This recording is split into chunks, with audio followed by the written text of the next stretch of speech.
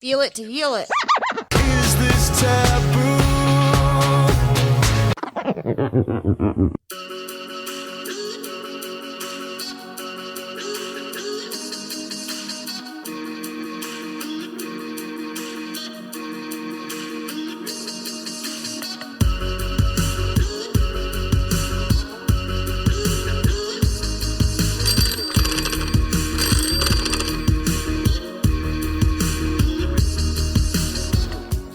Day to you, my Hard Talks fam. I hope you've had a great week. I hope you've been kind to yourselves and others, and you've been making good choices.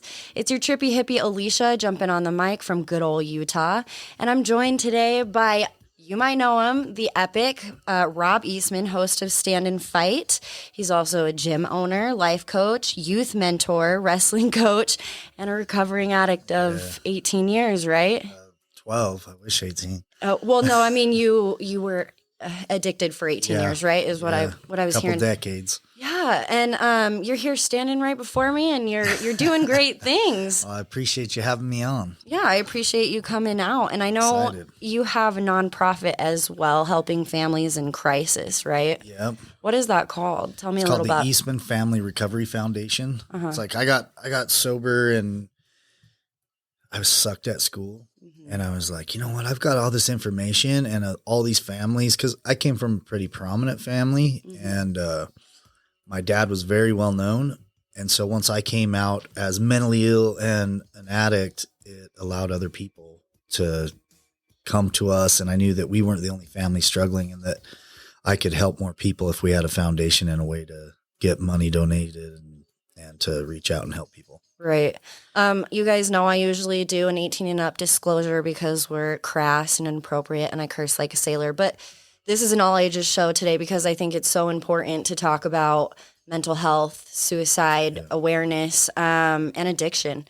You know, everyone suffers from one thing or another, anxiety, affliction or addiction. I just recorded an episode because that's something I've had in question. I come from a long lineage of alcoholics, and you know, I know that I'm predisposed to alcoholic tendencies, and I've had my moments where I've had enough blackouts and just hated myself the next day, or it's like you wake up and you're like, how did I get home? And then it's shameful, you know what I mean? And I've gotten to a point where it's like, I don't want to wake up and experience that anymore. I don't want to question what I did the night before. I don't want to ever have my son, who's 4, you know, at an age where he's starting to really pick up on things, ever see me in that light as where my affliction or addiction comes before anything else. So that's something I've had to really hold myself accountable for and keep in check.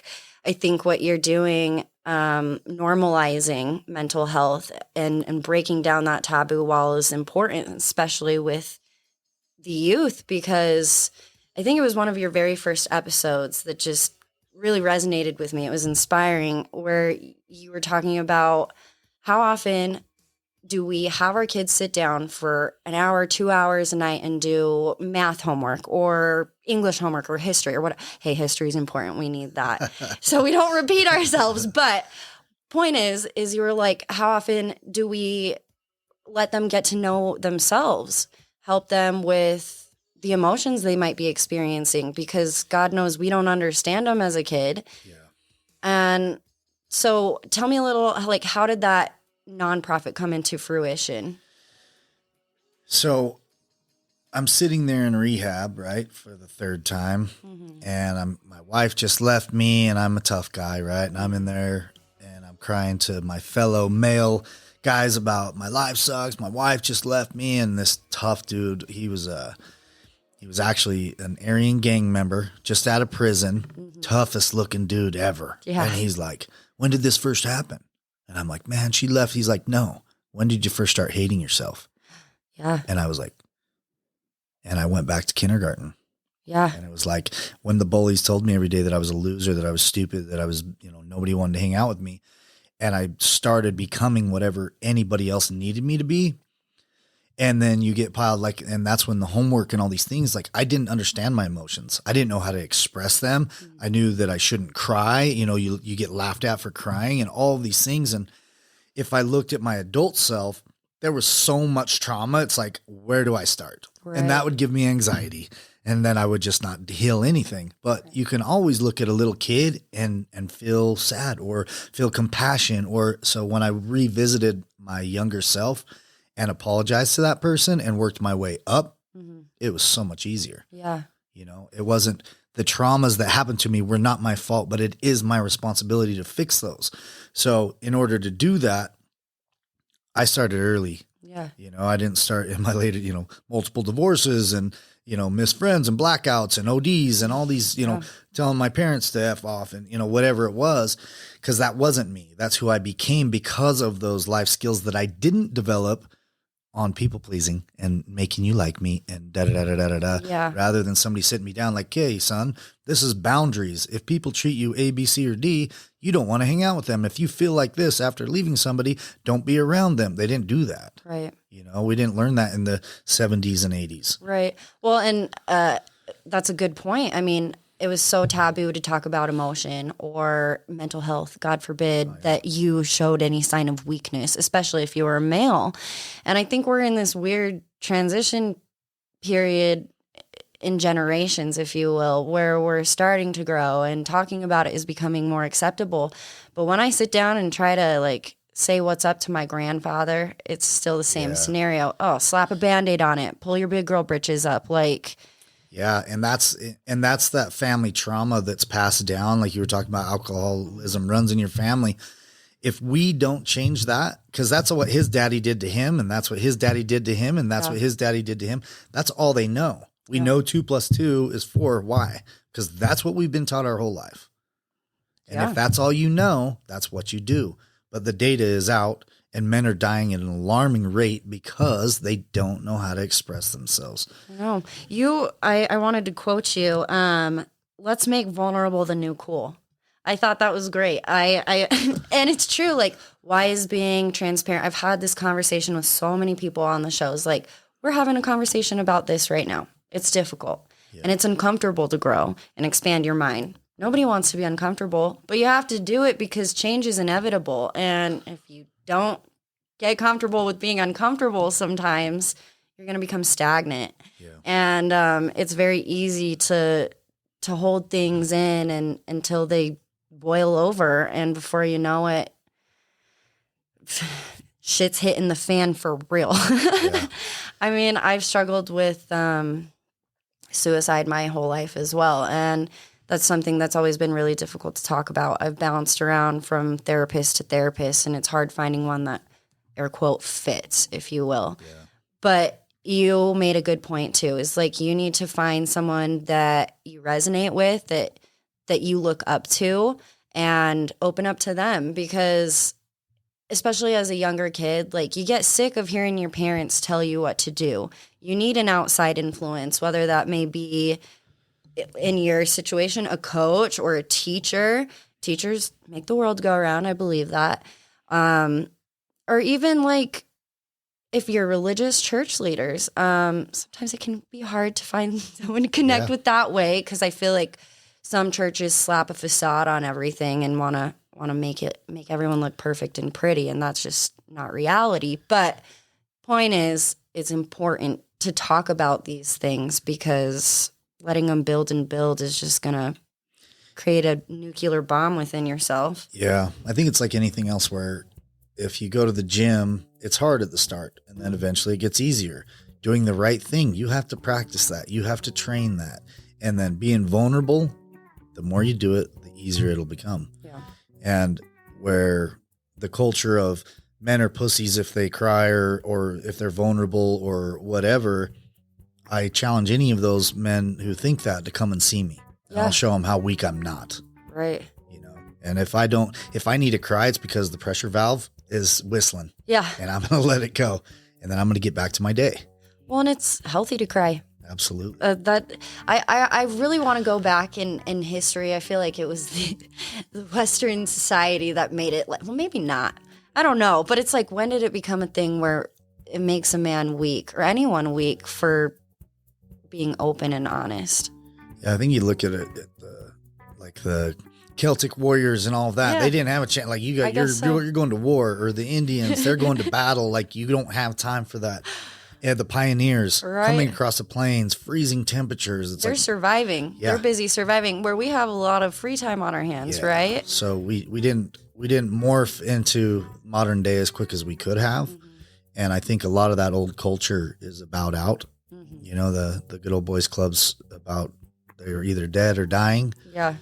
Oh, I know those good old boys all too well. I work for the government. So it's important that I think really it's going to be the men and women that grew up in the 80s and 90s who have teenagers now, that if we don't pass that down, that new culture to them, it's going to be another couple generations. Yeah. You know, but everybody's going so far right or so far left.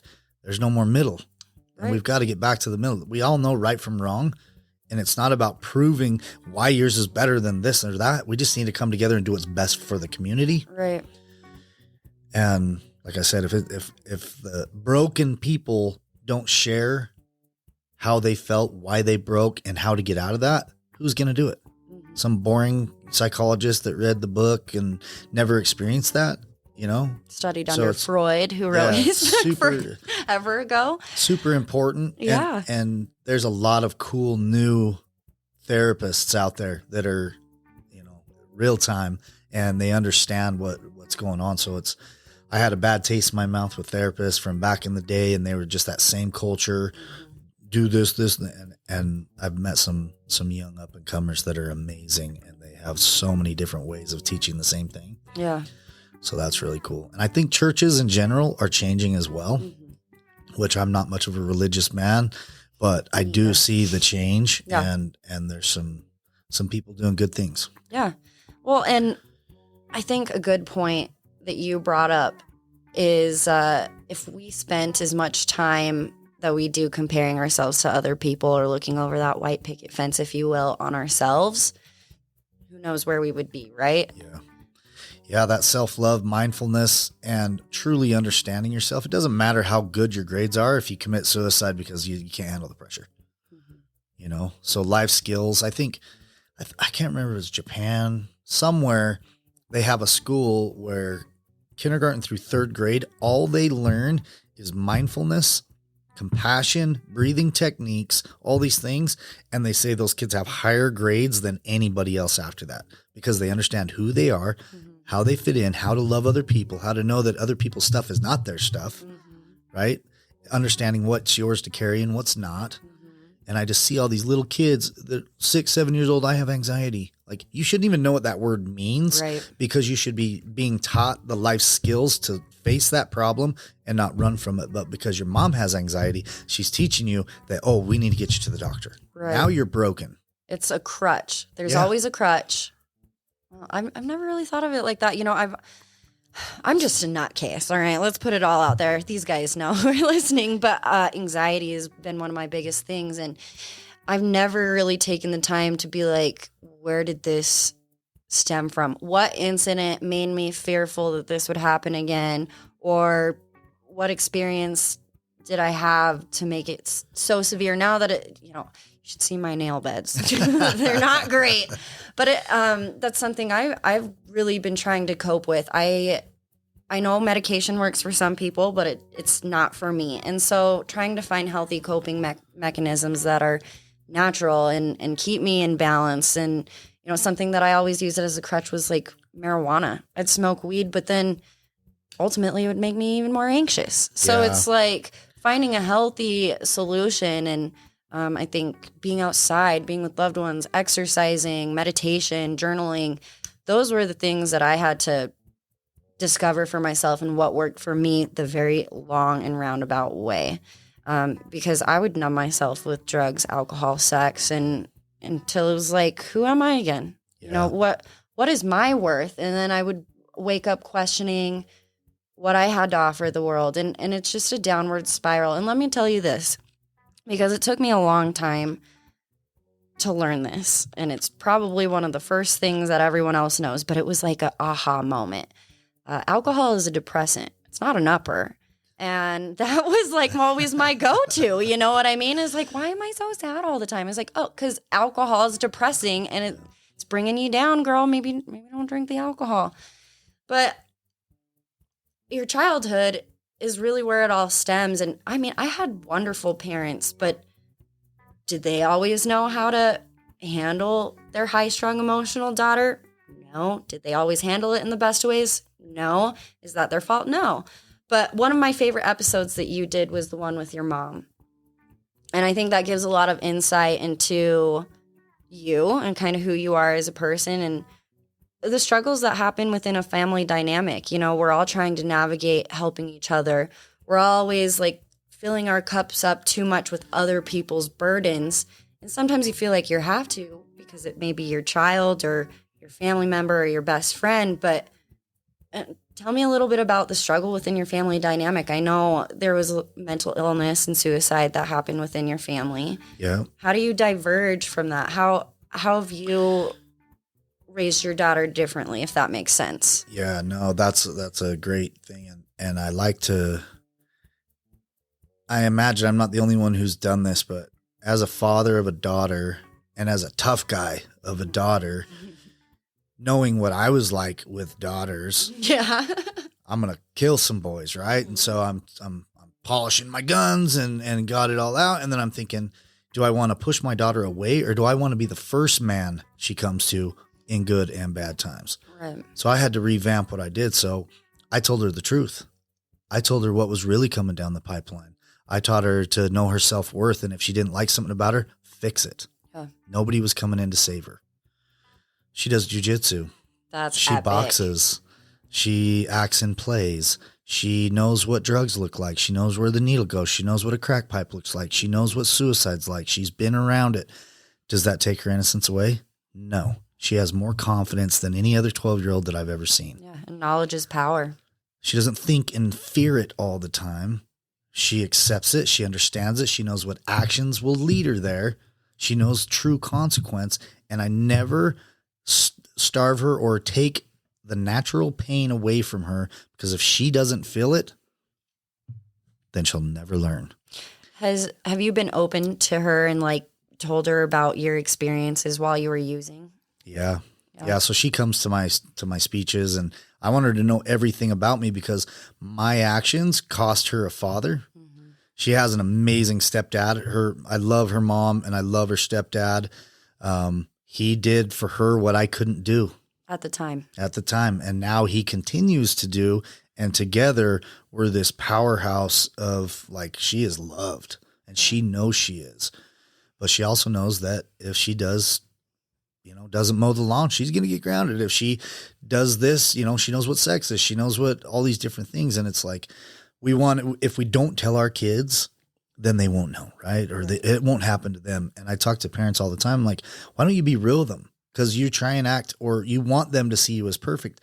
That sets an unrealistic standard. They're going to not want to tell you when they screw up because they don't want to let you down. Yeah, and you're setting yourself up for failure. Yeah. If you're always putting on this perfect person parent show, when your kid grows up and becomes woke, if you will, they see you and they're like, oh my God, you're not perfect. It's kind of a mind fuck. It's a little letdown. I remember the first time I realized like my parents were just people and they had their own issues too. And it was like, what do you mean? You don't have all the answers? Yeah. That's fucked up. And as a parent, my mom, she did her best. My dad did his best. They just didn't want to see me hurt.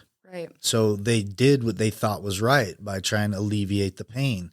And in the 70s, 80s, and 90s, the medical field, they were taught, take the pain away, right? So when you come in, and that's what they were taught. Now they've undone that and they're working towards more holistic things. Mm-hmm.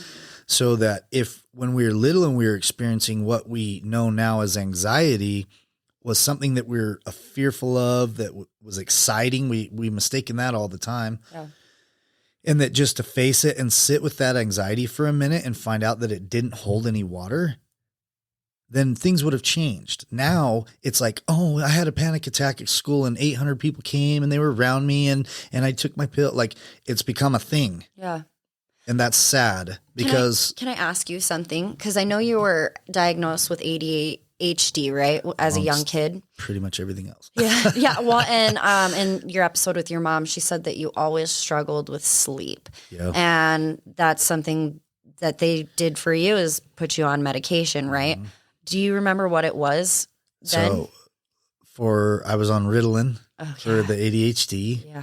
And then very early on, I got ruined to meds that way because I went into, I don't know if it was first or second grade, but I must have been not sitting still because my teacher pulled me up in front of the class and said, Robbie, why can't you sit still like everybody else? Yeah. Take your pill and sit down. And the kids, everybody in the room laughed at me. Can I just say that's so fucked up?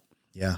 That was so messed up. So right then I'm looking around the room. It's already feel like shit. I'm already bullied. I'm already the big eared redhead. Yeah. And so I was like, they must not take pills. I'm not going to do it anymore. Yeah. So I would just either throw them away or whatever. And then I was, trying to manage that and just having blowouts and they, really you don't know what to do. And you got redheads are different just in general. We got a little extra spark. A little anger. Haven't met one yet that wasn't a little fiery. I have Irish blood in my system and I get a little angry sometimes. So, and then I was sitting there watching an NFL game way back when, and a newscast came up and it said that so-and-so was kicked off the team or suspended for abusing Ritalin.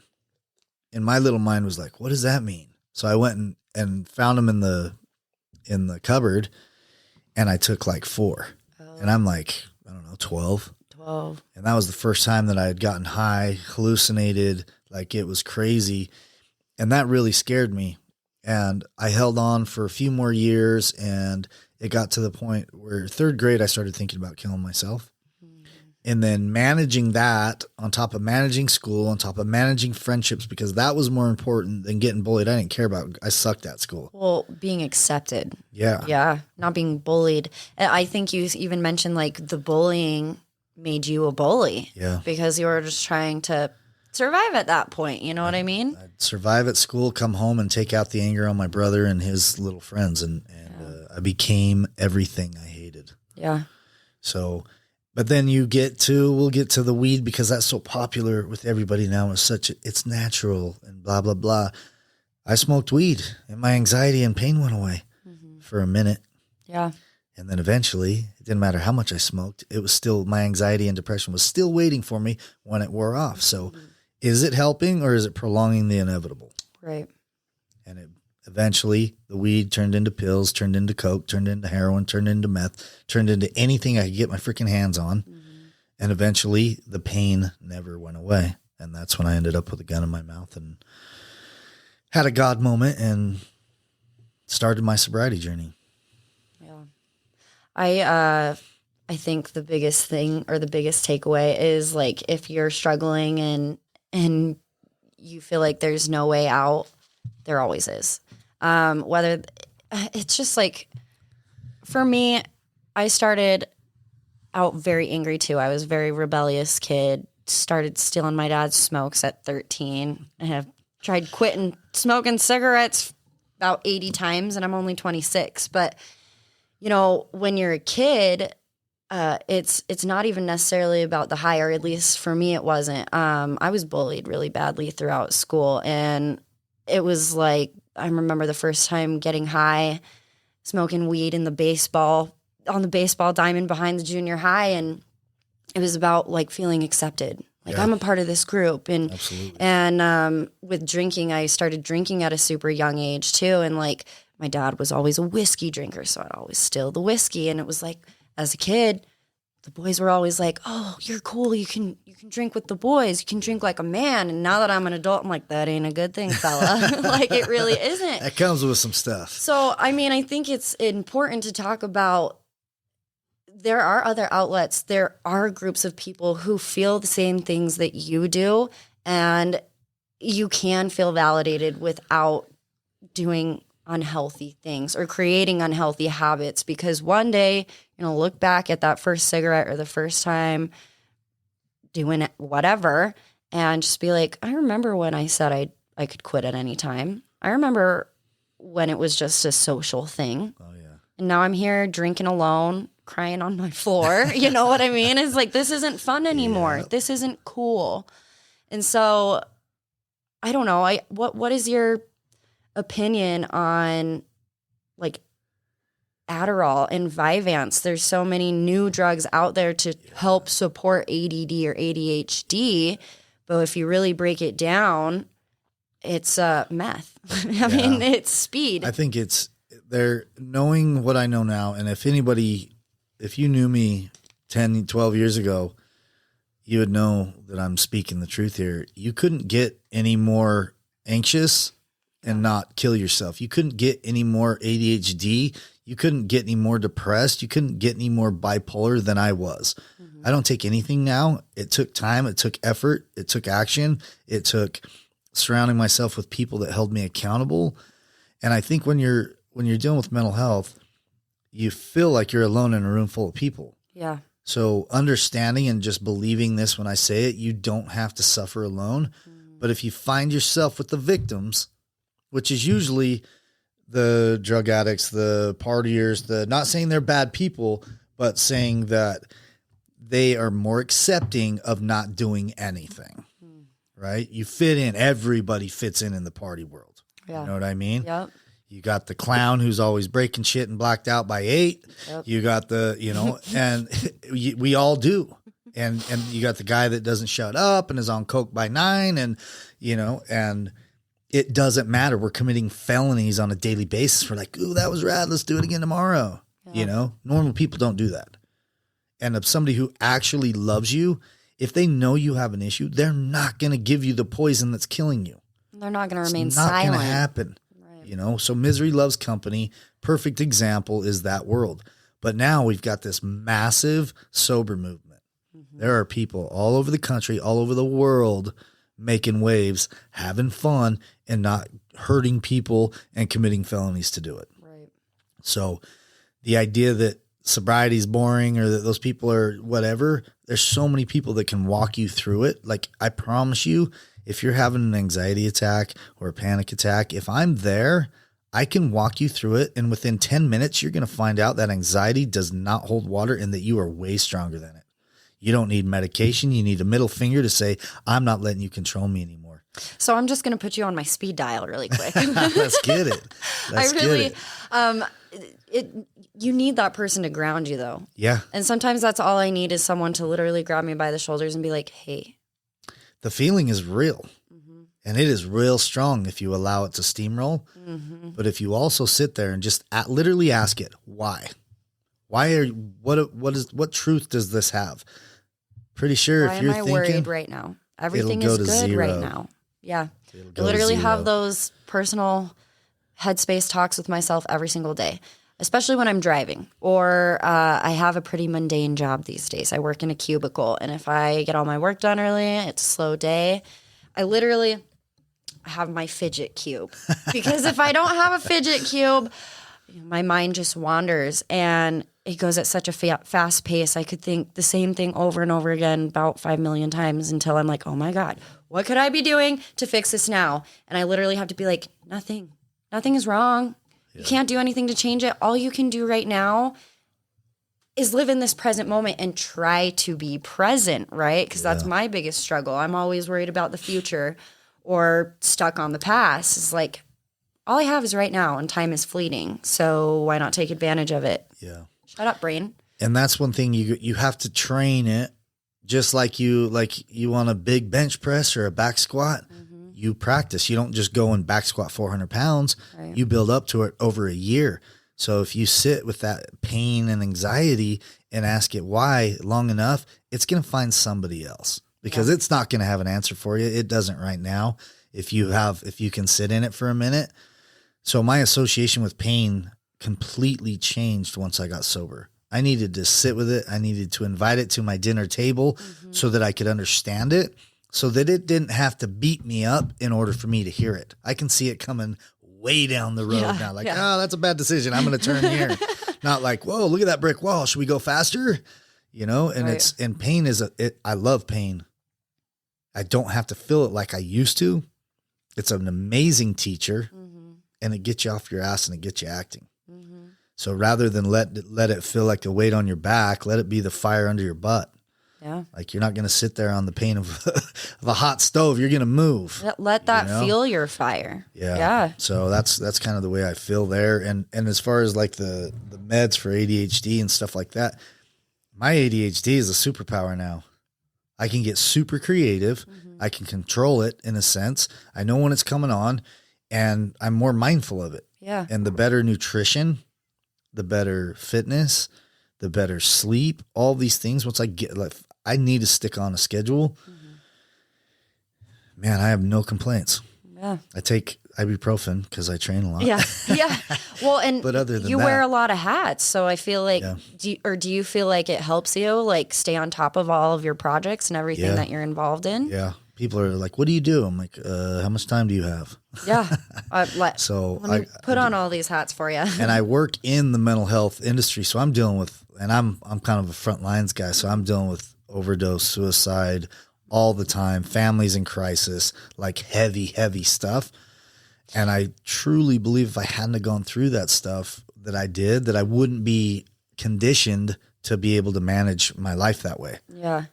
I think you mentioned it. You called yourself throughout some of your episodes a street soldier. And I like that. Yeah. How many street soldiers do we have out there right now who are just open and willing to help our youth and other people within the community? Yeah. There's a lot of people on social media running their mouths, but I never see them in the community. They talk the talk. It's easy to talk. Yeah. It's easy to slap a message of inspiration on social media in front, like you really live that way. Yeah. But ultimately, behind a screen, you're probably just as depressed as the rest of us. Yeah. You look at all the political warriors, the Facebook soldiers. It's like, you haven't even got out and vote. Shut your mouth. Talking about you're gonna ride the bus there. Shut up. You're gonna ride the bus there. Get out of here. Lie to me.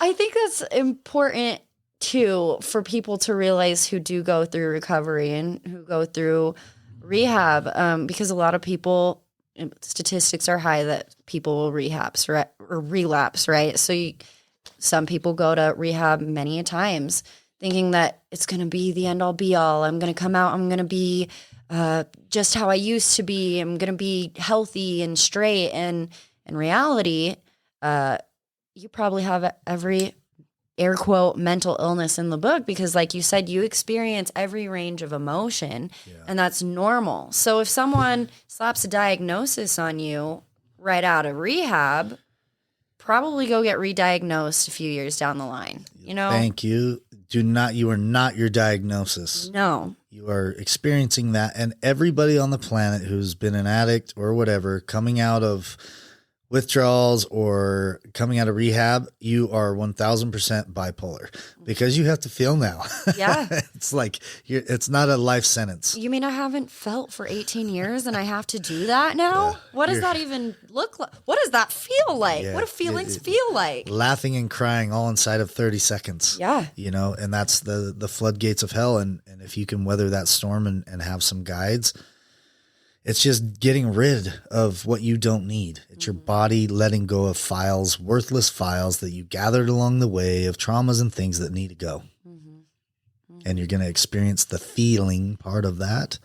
But yeah, I was bipolar, like literally everything, PTSD, bipolar, anxiety disorder, sleep disorder, blah, blah, blah. And I was like, well, okay. Yeah. So I went to the psychiatrist. I got a bunch of meds and non-narcotic, of course. Right. And I did that. And I got to the point where I'm like, man, I know that I was meant for more than this. So I went back and I was like, look, I'm getting off of these. Would you like to help me or do you want me to figure it out myself? Right. And the guy was like, okay, I don't recommend it, but okay. Basically go figure it out yourself. Yeah. And he was cool though. And he told me what I should expect, like feeling wise, like physically. And he was right on. And I sat in it and I worked through it and I had a therapist and I got the life skills necessary because I always laugh and I'm like, people talk about the zombie apocalypse. Mm-hmm. It's going to be a real thing. It's going to be when we have a natural disaster and the pharmacies are closed. Yeah. And all these people don't get their meds and they're going to lose their shit and they're going to run around the streets freaking out. You mean all the soccer moms won't have their Xannies? Exactly. What the fuck are we going to do? Yeah. So you got to look at that. If you can't manage your own life for 10 days, you might want to start working on some self-help. That was a big one to me. since I have so many addicts on my father's side of the family, my mom has always been a ringing bell in my ear, right? Don't be like your father. Don't be like your father. My dad's a fucking awesome guy, but when he drinks, he's a totally different person. He's mean. He's confrontational. And so their marriage didn't work out for a lot of reasons, but a lot of it had to do with his alcoholism. And for so long, I think I built this complex up in my mind. It was like, oh my God, like I can't be like I can't be like an alcoholic. But it was like every drink I had, like even if it was a beer, it was like I got a disapproving look from my mom. And so that kind of set me up for failure, you know what I mean? I moved around a lot after my divorce, lived with my aunt, and my son and I lived with my aunt for a while, and she didn't allow any alcohol or drugs in the house for good reason. But she's also very religious, so they don't partake in drinking. And so for a good year or so, I had alcohol stored in my trunk, and like liquor and beer or whatever. And it quickly became a running joke in my friend group where they're like, oh, don't worry, Alicia's always coming in clutch. She's got something in her trunk. And I didn't like that very much, right? And so it came back to that complex. It's like, oh, well, maybe I do drink too much. Because for me, if I am drinking socially, I'll have a beer and then it turns into 6. And it's like, I can't just have one. And so it got to a point where I had to really look in the mirror and be like, are you an addict or is this an affliction? And what's the difference? You know what I mean? Is there any? Not really. And so just having that hard talk with myself and kind of taking away any outside influence and all the negative thoughts I had in my own head from said outside influences to really be like, okay, maybe you should slow down because this isn't benefiting you in any way anymore. This isn't healthy. And you do have a kid. You do have someone who's looking to you for the whole world. I want to give that to him. And so I don't know. I think it's important to really sit down and have that come to Jesus moment with yourself because nobody can force you into sobriety. Nobody can force you to want to get better.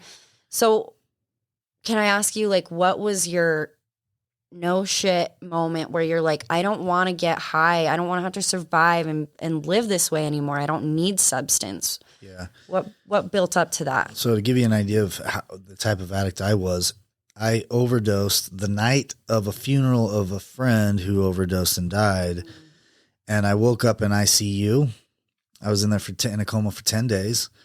And as I got released, the very first place I went was my drug dealer's house because they were giving me drugs for the pain in the hospital, but it wasn't the dope off the street. So I was still withdrawing. Yeah. Was it like Suboxone or something? No, they had me pumped up on some opiates and stuff, but I was doing heroin, coke, meth at the time, and so that addiction, it just was like, I don't care that I almost died. I feel like I'm going to die. Mm-hmm. So I need dope. But then fast forward, I got clean and sober after that, relapsed, but it got to the point where my daughter was 7 months old and I felt like she deserved better. Mm-hmm. And that meant me finally killing myself. I didn't love myself enough to try again. She wasn't old enough to know who I was. So I would never embarrass her. You know, I was doing the world a favor and I ended up with a gun in my mouth above the Bountiful Temple. And I just kept having these thoughts of my daughter and my mom. And so I said a prayer, to a God that had never answered my prayers because I said, you know, when you don't answer this prayer, my mom can look you in the face when she dies and say, you failed me. And so got chills. And I knelt down. I said, I don't know anything about a still small voice. I'm going to need something a little bit louder than that. And if I don't get a sign by the time I open my eyes, I'm pulling this trigger. And I started to open my eyes, pulling the trigger, and a firework display went off above the temple. And I'm sitting there like, what the fuck? And I heard a voice and it said, is that loud enough? My God. And I fell onto my face, paralyzed. I felt like I didn't know what had just happened. I knew I couldn't deny it. And it felt like somebody was standing over me and I didn't dare look. And I laid there crying for probably 25 minutes. And eventually I got up, drove down, told my parents what had happened, gave them the gun, and I drove myself straight to the hospital. And that was August 31st, 2009. And my official sobriety date is September 1st, 2009. And it was out of fear. And it was, I got claps for you, Rob. That's amazing. If I wasn't wearing this jean jacket, I'd show you my goosebumps. and it just came down to, people say you can't do it for anybody else but yourself. But for those of us that didn't love ourselves enough, that's an easy kill. Mm-hmm. Like I would have loved to have died that night. Right. And, something kept me around, and it was the love for my daughter. And eventually that became a love for myself. Mm-hmm. You know, they talk a lot about let us love you until you can love yourself. And that didn't mean shit to me at the time, but now I fully understand it, because when we're in our disease, when we don't take care of ourselves, the computer's broken. It's like when your computer comes up and it says there's an error. Do you throw your computer away? I would. No, I'm just kidding. Right? Yeah. So when you have that thought of killing yourself or that you're not good enough, that's just simply, if you stop giving that the power and you start seeing it as a thinking error, then you can go back and see what just happened. Did they say she has it in her trunk and that triggered you and you got off on feeling sorry for yourself, rather than saying, you know what, maybe I do have a problem. Let me fix that. Yeah. We got to look at things. We got to remove the emotion, and we got to just start looking at it for what it is. And the sooner you do that, it's like, when your friend comes to you with a problem, you always have an answer, and it's easy to give them that. Mm-hmm. Put yourself in the same shoes, give yourself the same answer, and actually take action. So it was just at that point, I went through rehab and had some amazing people around me, but it just became like, I started my podcast is called Stand and Fight. I became that street soldier. I started cage fighting and doing all of these things because I wanted to face all my fears. And on that journey, I found so much love and compassion for the pain, for the journey, and knowing that there is no destination. I will never arrive. And I love that. Yeah. It gives me a chance to be more present, to look around, to look at the sky, to look at the mountains, to not be racing to the destination that's not there. Yeah. If I have the girl, if I make this much money, if I have the car, if I have the house, you get there and you're like, is this all it is? Yeah. Like, this is it? No. I'm just on a journey, and it will never end till the day I die. Well, and a lot of Eastern religions, believe in that. Self-enlightenment will never be known within this lifetime. We are always working towards the best versions of ourselves. And whether we ever meet them, it's probably not going to happen in this lifetime, because we are always expanding and growing. I think your story is crazy. And what you're doing, one of the big things you ask your kids when you go to schools and talk is, what story of mine was most helpful to you? What are some of the responses you get from the youth? They see me up there. For your listeners, I'm got a couple muscles. I'm covered in tattoos, and a lot of the guys, they're like, "Man, we saw you cry, and I didn't know we could do that." Yeah. Or a lot of them like the firework story, to see that I'm not religious, but I can still be spiritual. I can still have my own belief system that works for me. Right. My moral compass, it doesn't have to work for you. And it still works the same. We're still headed to the same place. I chose to take the rock wall rather than the paved road. Yeah. But we'll all get there. Yeah. And the acceptance part of any belief system should be that as long as you're trying and you're doing your best, and that changes daily, that wherever you're going to end up, that you're accepted there. Yeah. So it's about progress, not perfection, fam. Yeah. And you look at the LGBT with religion, and that's a sin and blah, blah, blah. If you're a good person and you're working your butt off and you're helping people around you, and you get to heaven or wherever you want to go, and they don't let you in, why would you want to hang with those people anyways? Yeah. Love yourself. Don't no more suicides, no more, do good. Yeah. And that feeling enough, it'll be enough for you. Yeah.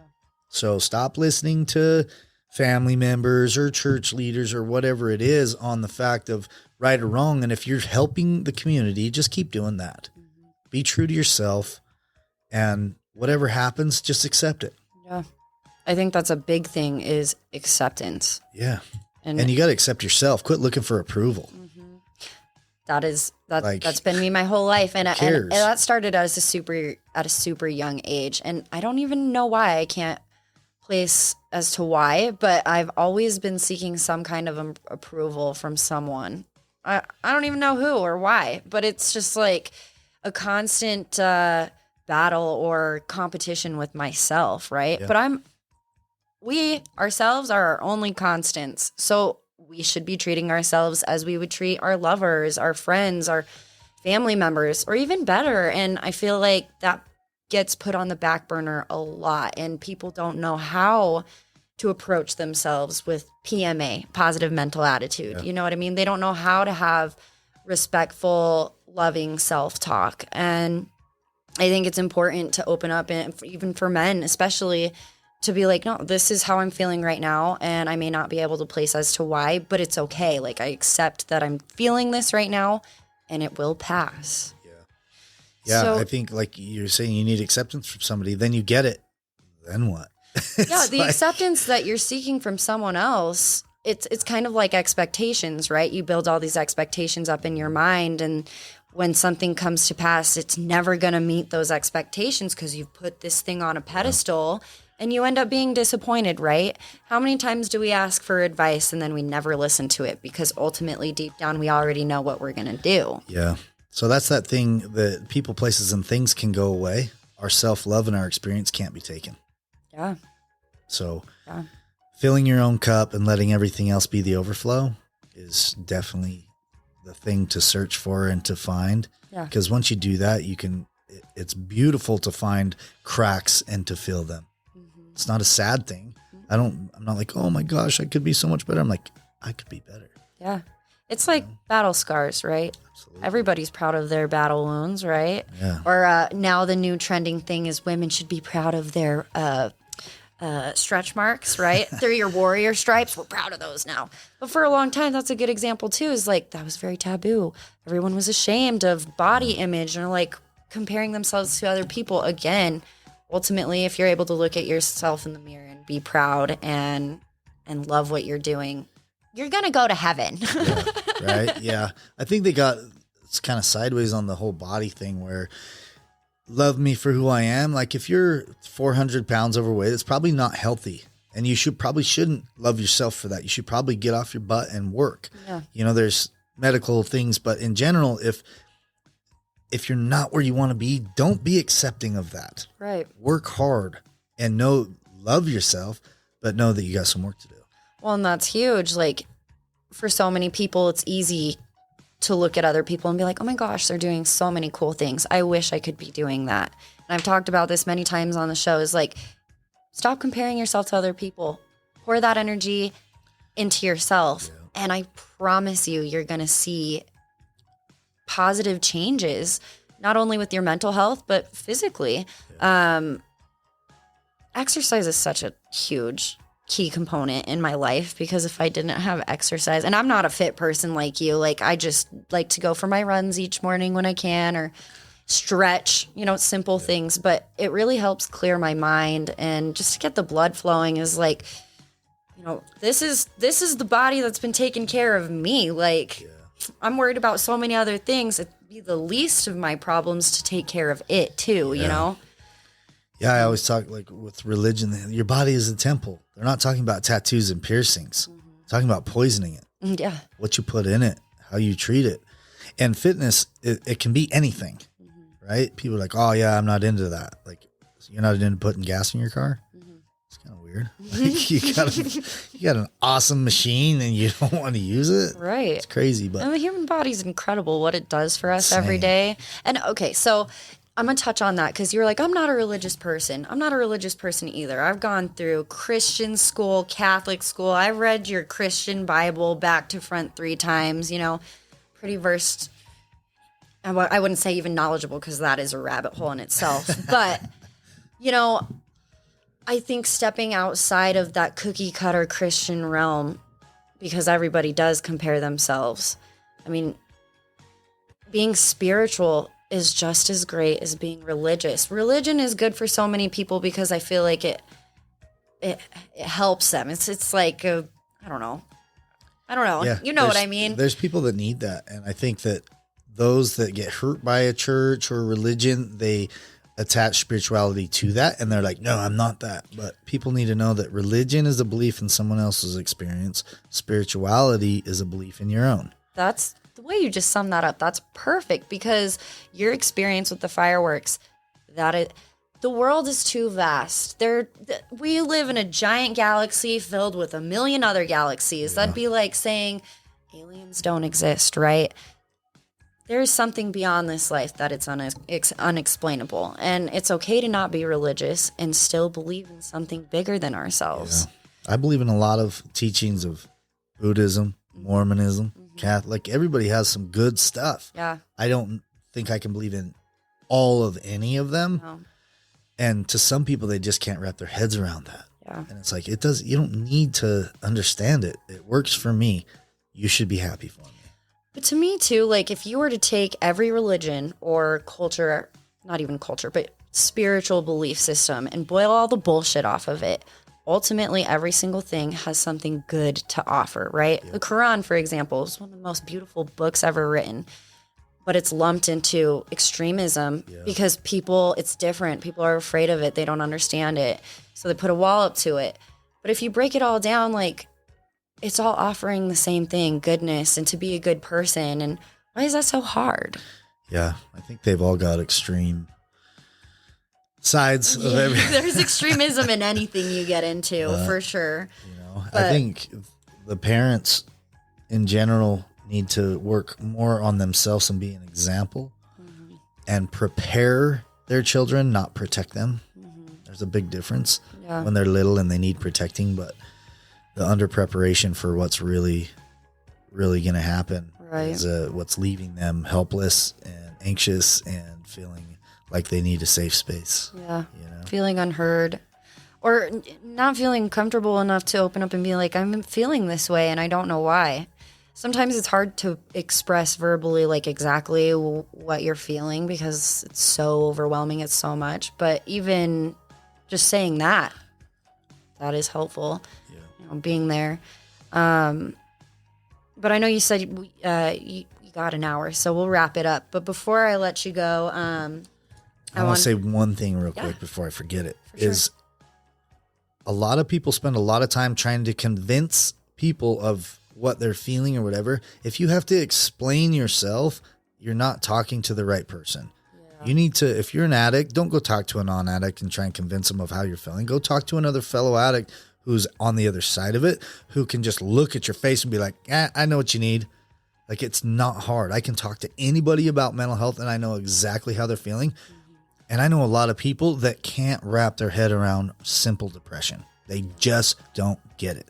So am I going to go to that person and be like, hey, I'm feeling depressed? And they're like, there's no such thing as a unicorn. Yeah. Like, what are you talking about? Or they're like, just be happy. Yeah. So don't sit and waste energy that you don't have on convincing somebody of something. It may even be your own blood. It doesn't mean they're wrong. It just, they don't understand. Just like I don't understand trigonometry. Like, it's like, I just don't. Whatever. I don't barely understand multiplication. But in general, don't explain something to me if you're struggling. Go to somebody who understands math. Go to somebody who understands mental health.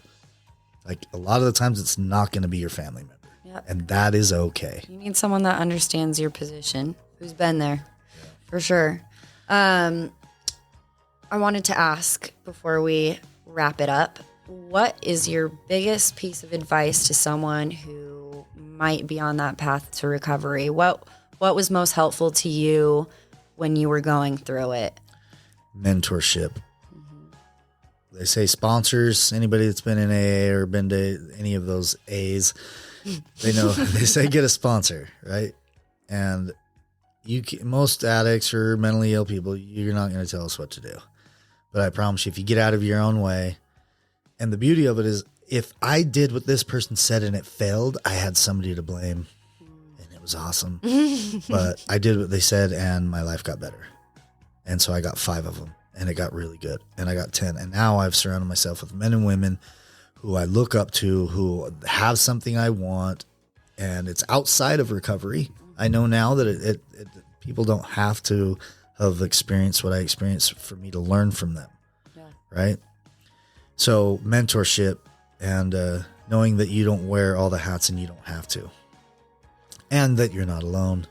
And if you do wear a lot of hats, you don't have to wear them all at once. Yeah. Yeah. And and I get to take them off sometimes, you know? Yeah. So I need to surround myself with people that I can take my hats off and have a bad day, because I coach all the time and people think that I don't have bad days. And then when I do have a bad day, they're just taken back like, oh my God, well, we don't have the answers for you. Yeah. Like, I don't need answers. I just need a hug, you know? So having your tribe. 12 years later, do you still have any triggers? No. That's great. So that happened early because drugs and alcohol weren't the problem. My shitty coping skills were the problem. Yeah. You know, my bad decisions, my bad friends, the ones that gave me the poison that almost killed me in the first place. Right. Like, they're not friends. Right. So to your having to explain things to people, I think that's so important to put out there, because I feel like so many people look at addiction or, being addicted to like drugs, for example, just don't use. It's like, if I couldn't, or I wouldn't, like that, you're not helping me by saying that. Yeah. It's so much deeper than that. A lot of people who live, like homeless people who live on the streets, sure, it might be from drug addiction, but a lot of it has to do with mental illness. It's all, everything, sex trafficking, all these different things. Like, normal thinking people don't do that. Right. It's all mental health, untreated, whatever. And then again, I talk to a lot of gay or lesbian or whatever people, and they're struggling so hard to be accepted by some people. It's like, you have to accept yourself first. It doesn't. You've got to get to the point and surround yourself with the people you don't have to explain that to. Right. Like, it's not a disease. It's not a mental illness. If you love somebody, like, I can't imagine having to go through that of the cultural blast. Yeah. And know that you're born this way or whatever. Right. Like, just do you and don't hurt people. Well, I love that you really outreach to the community. I know you go down and you feed the homeless community a lot. And a great point that you brought up is these are normal people like you and me. They all had jobs at one point. They all had families. Yeah. They just didn't have the best coping skills. Yeah. And mental health or addiction got the best of them. But that doesn't make them bad people. Man, I talked to this one guy. If he would have been willing to get his mental health under control, dude, he's a CEO. He was so much smarter than me, and he'd been on the streets for like 6 years, and I'm sitting there listening to him like, we're all one bad decision away from being on the streets. Right, right. Well, and there's so much ingenuity to the hustle and getting your drugs and getting your fix and making the money every day. You know what I mean?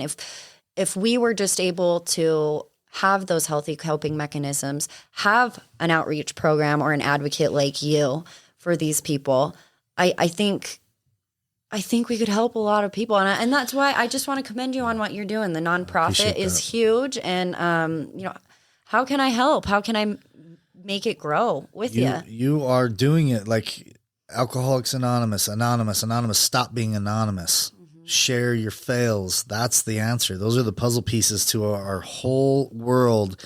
Is there is nothing that's perfect. We've got to learn and know that we're not alone in the struggle. Yeah. So we, for the foundation, obviously money makes the world go round. So if there's any sponsors out there that want to throw some money at a good cause, we're a 501c3, tax deductible, all of that fun stuff. And where can they find you out? Where can they donate? They can get to me. We do it through a different outlet, but they can find me on Instagram at Tattooed Life Coach and the number 8. Nice. So I'm all on there, and Facebook, Rob Eastman, and whatever. But well, to that, I've been holding on to my addiction/affliction episode, talking about my own struggles that I still deal with every day. I've been holding on to that for a couple months now. So thank you for inspiring me. I'm going to publish it today. Awesome. I think so. I think it's important for people to know that they're not alone. Yeah. And nobody's perfect. No. You got to take that mask off, Yeah. It's crazy because when you share your fails, you all of a sudden have more people around you who actually care because they can identify with you. They're not trying to keep up with you. They can actually just be themselves. Right. And how beautiful is that? Yeah. It's awesome. Yeah. Well, Rob, I really, really appreciate you coming down to my basement. I love it. You're awesome. You're doing great things. If people you. want to follow your podcast, they can find it at Stand and Fight on all major podcasting platforms, right? Yep. And if someone's curious about like your life coaching, can they reach out to you? Like, do you accept new clients? TattooedLifeCoach.com, or I answer all messages on Instagram. So You do. You are super good about that. You do those AMAs, and I'm literally like, he always answers my questions. He answers all of them. So it's cool that you take the time to make people feel really validated. I think it's a problem if you're an influencer and people can't reach you. If you're just a voice, like I want to, if I say that I'm here for you, I want to be here for you. Yeah. Like I may not be able to pay your rent and I may not be able to swoop up and save you, but I can definitely reply and say, hey, here's some outlets, here's some resources. Well, and there's so many influencers out there that are like, there's so many, I can't respond to them all. But it's like, honey, that's your job. At that point, when you have 1 million followers, they're paying your bills. So, so I don't know. But anyways, guys, I hope you enjoyed this episode. If you want to give us a follow on Instagram and Facebook, you can definitely do so at Hard Talks with B&H, and Twitter at Hard Talks with B1. If you guys want to go check out our website, it's live. It dropped last night at midnight, and I'm so proud of it. I'm so proud of myself. It's taken me like 4 months to build. I am not a tech-savvy person, and I can't keep on track. So people who find out I have a podcast are like, what, you have a podcast? Like, I'm surprised, right? But it's great. If you guys go click on the link in our Instagram, the website, it'll bring you right to it. And it's beautiful. I'm going to toot my own horn. I hope you guys have a great rest of your week. Stay kind. Be wise. Don't do anything I wouldn't do. And just have a killer week. Until next time, fam, with all love. Bye.